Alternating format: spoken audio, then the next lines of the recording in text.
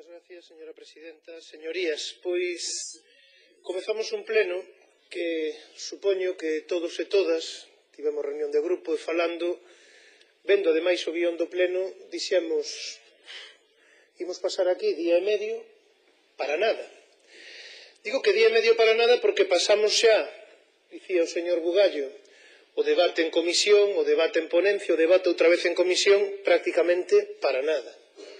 Porque non se aceitaron máis emendas que emendas puramente técnicas, de pormenor, e porque a única que ten unha mínima sustancia que se aceptou supón, pois, de acordo coas estimacións feitas polo portavoz do Grupo Popular, un incremento na recadación, neste caso do imposto sobre o patrimonio, de escasamente 8 millóns de euros.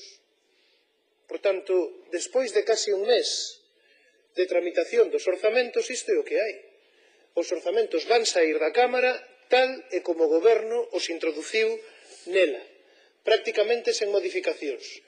Someterémonos agora aquí a unha especie de representación teatral para facer que debatemos, que o Partido Popular escoita, que toma en consideración e que valora as emendas da oposición para que saia tamén o texto igual que entrou.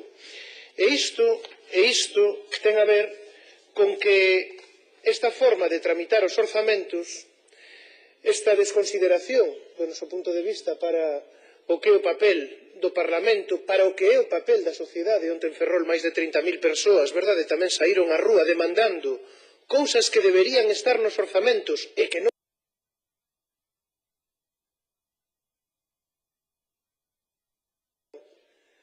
xente que sai á rúa demandando en materia sanitaria cousas que deberían estar nos orzamentos e que non están, empregados públicos que saen á rúa demandando cousas que deberían estar nos orzamentos tamén no articulado e que non están, o Grupo Parlamentario Popular, o Goberno do señor Núñez Feijóo, fan ouvidos xordos a estas demandas.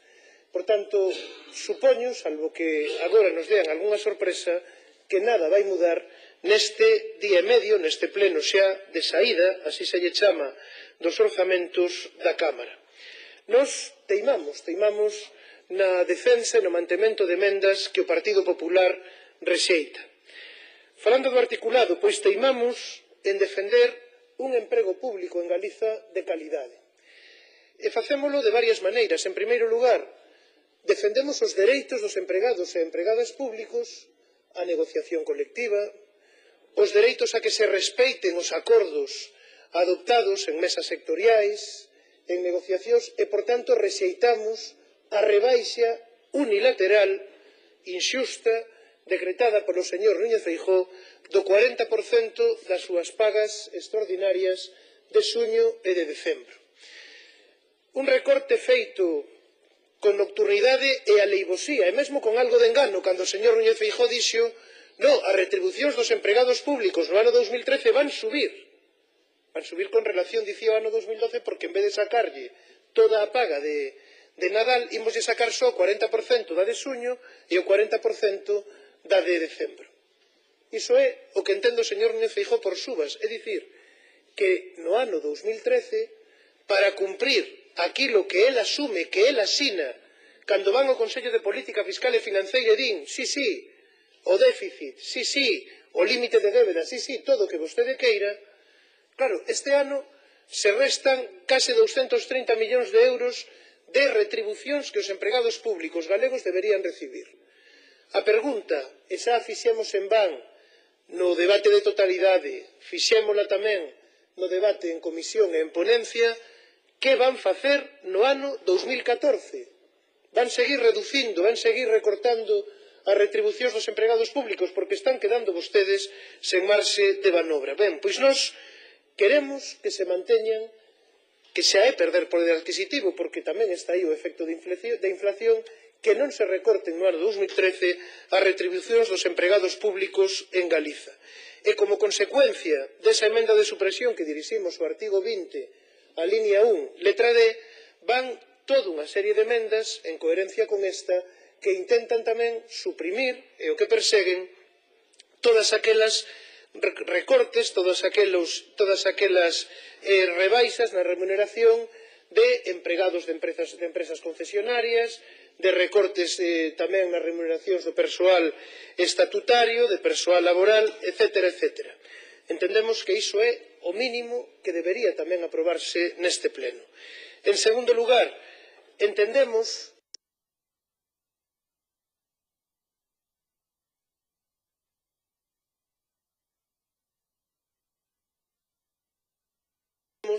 que se debe manter como mínimo o que son as condicións de traballo do persoal ao servizo das administracións públicas galegas.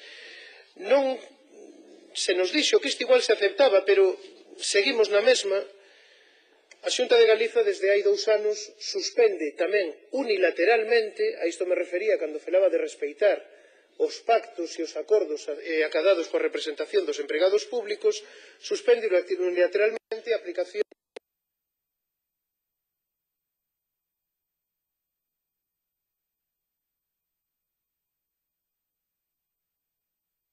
do artigo 19 do 5º convenio único para o persoal laboral da Administración. Se nos dixo, bueno, está pendente do que se estea negociando en mesa sectorial.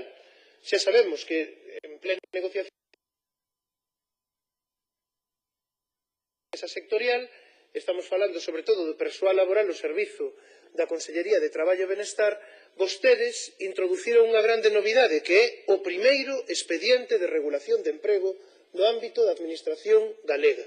Esa foi tamén a súa grande aportación. Pois moi ben, non sabemos se mesmo así, se a pesar deste expediente de regulación de emprego, van manter ou non esta suspensión do artigo 19 do convenio, que para que se entenda, o artigo 19 do convenio é o que regula, de acordo coa normativa europea en materia de xornada laboral, o que son os períodos de traballo e de descanso.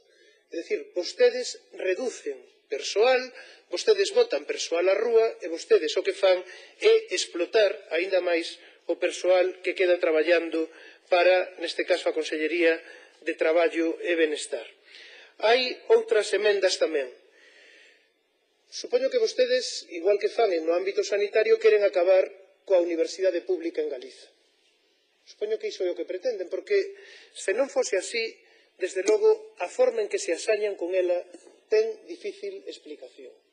Reducen máis de 20 millóns de euros o que é o financiamento estrutural das universidades, que para que se entenda o financiamento estrutural das universidades é o que se lle vai pagando ás universidades mes a mes e o que lle permite ter tesouraría, ter liquidez para pagar nóminas, para facer frente ao que son as súas obrigas correntes. Da igual que esas universidades estean ben xestionadas ou non, da igual que teñan débeda ou non, vostedes seguen afogándoas, seguen meténdoas nun funil para que acaben, supostamente ou seguramente, pedindo un resgate ou para que acaben pedindo o auxilio da Xunta e así vostedes poderen decir, ben, é que temos que ir nós porque a universidade pública non se sostén.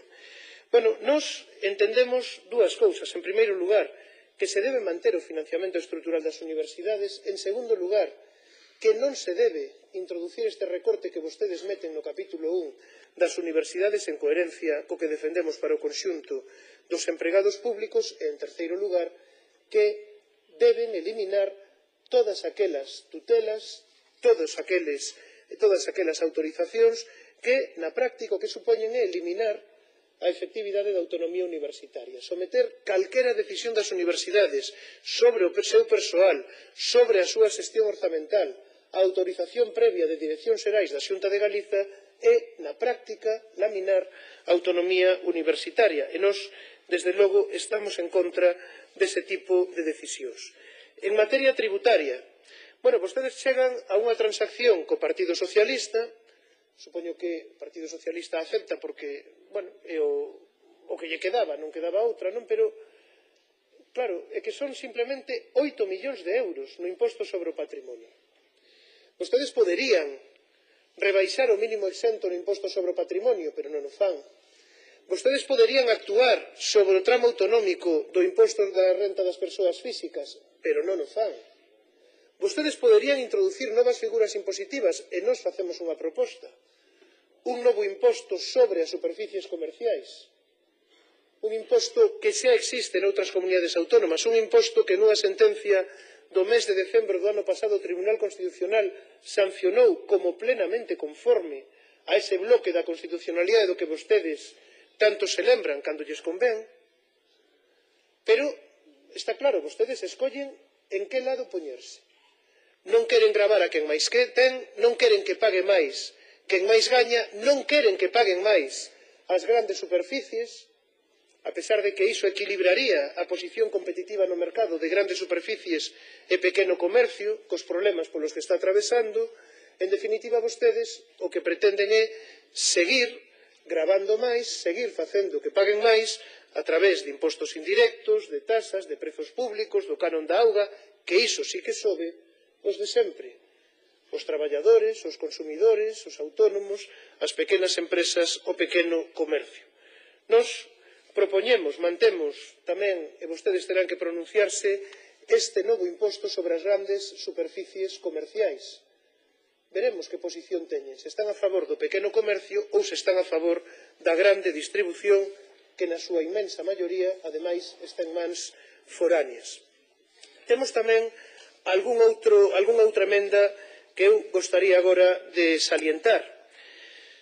Debatirémolo no pleno ordinario que comeza mañán cando falemos do Hospital de Vigo, pero é que se hai unha evidencia que estas fórmulas xa o declarou nun informe, verdade, o Tribunal, o Consello de Contas, aí xa hai informes e temos a experiencia británica, por se non chegase, de que estes contratos de colaboración público-privada, ou PFI, ou como lle queiran chamar, son moito máis caros, é dicir, pagamos unha obra, un hospital, unha estrada 3-4 veces o que pagaríamos de ir pola vía do endebedamento directo ou pola vía tradicional dun contrato de execución de obra pública, e ademais un campo abonado para a corrupción, estámoslo vendo, porque se crean nesa opocidade pois toda unha serie, verdade, de colusións entre intereses públicos, privados, para evitar que esas empresas quebren, para que ir a esa salvatase sempre con fondos públicos, e, ademais, vostedes incumpren unha previsión que está no artigo 118 do texto refundido da Lei de Contratos do sector público que di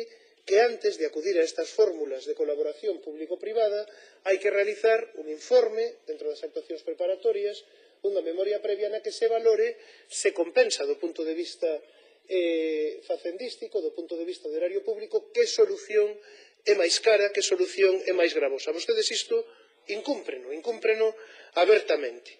Por iso nós queremos que se introduza un artigo 58 bis no que, en primeiro lugar, se establece que durante o período de vigencia desta lei non se concertarán novos contratos de colaboración público-privada para financiar investimentos en servizos públicos básicos e, en segundo lugar, que en todo caso estes contratos deberán modificarse co fin de que en ningún caso o canon ou portaxe satisfeito concesionario supere o custo financeiro que a Administración debería asumir no caso de financiar directamente a execución da obra. Resulta que aquí, señorías, modifícase todo. Non hai dereitos adquiridos para ninguén. Os funcionarios tiñan unha serie de acordos, lamínase se lle recortan os seus salarios. Os traballadores ven tamén como dereitos que teñen no seu contrato chega unha reforma laboral e convírteos en papel mollado. Pregúntome eu, por que non se revisan os contratos de colaboración público-privada para que o seu custo financeiro implícito non sexa maior que o custo da débeda pública? Sería o lóxico. E isto sería, ademais, a única justificación que vostedes poderían aducir para seguir defendendo estes contratos. A única, a non ser a que todos coñecemos, que do que se trata é de dar negocio, de dar lucro, de dar beneficio a empresas privadas, moitas delas relacionadas directamente e familiarmente co Partido Popular e co Goberno da Xunta de Galiza. Esta é, señorías, a cuestión. Polo demais, mantemos, como digo, todas as nosas emendas e esperamos que o Grupo Popular se pronuncie a respeito destas. Esperamos, en concreto, señor Puig, que nos diga se finalmente van ou non van a aceptar a nosa emenda a disposición adicional 17ª para eliminar esa suspensión do artigo 19 do 5º Convenio Laboral Único do Persoal Laboral ao Servizo da Xunta de Galiza. Mais nada e moitas gracias.